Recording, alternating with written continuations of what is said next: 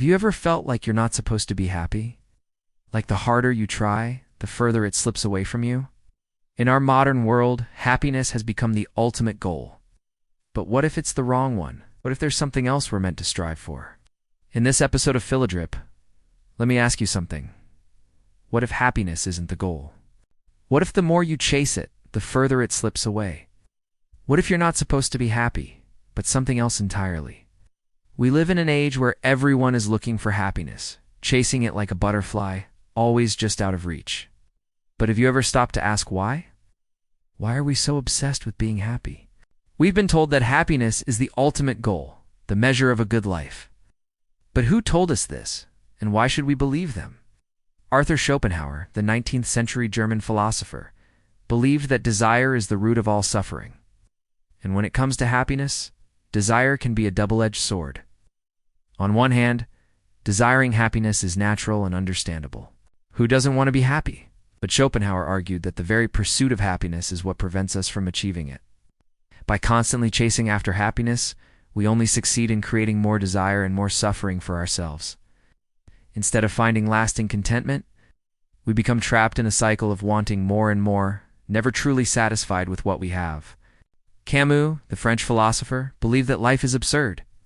He believed that there is no final meaning to life, and any meaning we create is ultimately futile in the face of the universe's indifference. Despite this, Camus argued that we must still live as if there is a meaning to life. Because to give up on life in the face of absurdity is to give in to despair. The key, according to Camus, is to embrace the present moment and find joy in the midst of an absurd world. This can be achieved through acts of rebellion against the absurd, such as pursuing creative endeavors or engaging in acts of kindness and compassion. But what does this mean for our pursuit of happiness? Does it mean that we should give up on seeking happiness altogether? Or is there another way to approach it?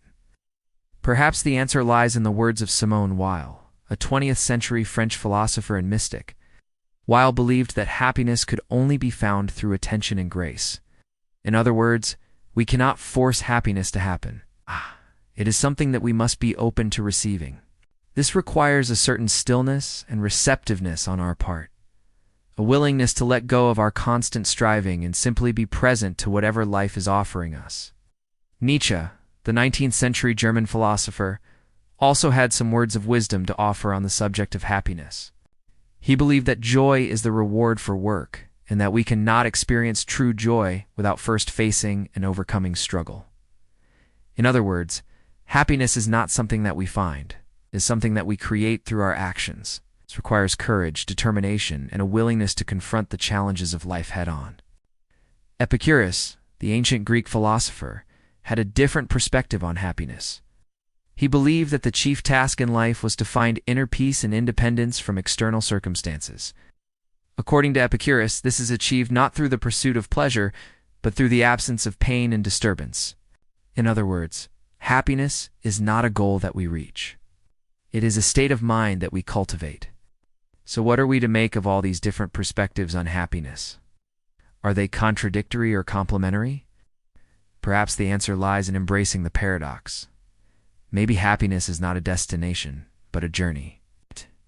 Maybe it's not something we find, but something we create. Maybe it's not a feeling at all, but a way of being.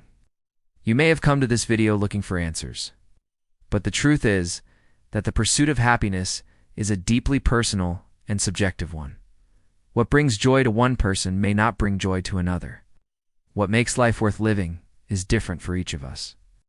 So as you continue on your journey, I encourage you to explore these different perspectives on happiness and see which ones resonate with you. Don't be afraid to experiment and try new things. And above all, be patient with yourself. Maybe you were made to feel, to fight, to become. Like, comment, and share if happiness isn't enough for you anymore. Until next time, keep thinking.